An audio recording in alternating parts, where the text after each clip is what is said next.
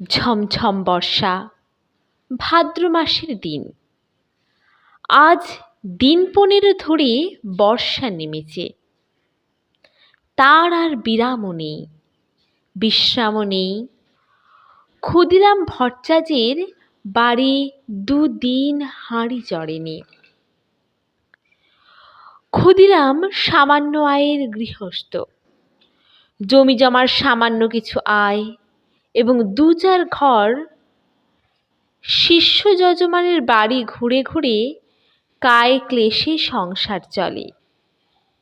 এই ভীষণ বর্ষায় গ্রামের কত গৃহস্থের বাড়িতে পুত্রকন্যা অনাহারে আছে।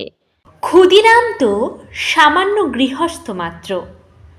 যজমান বাড়ি থেকে যে কটি ধান এসেছিল তা ফুরিয়ে গিয়েছে। ভাদ্রের শেষে আউশ ধান চাষিদের ঘরে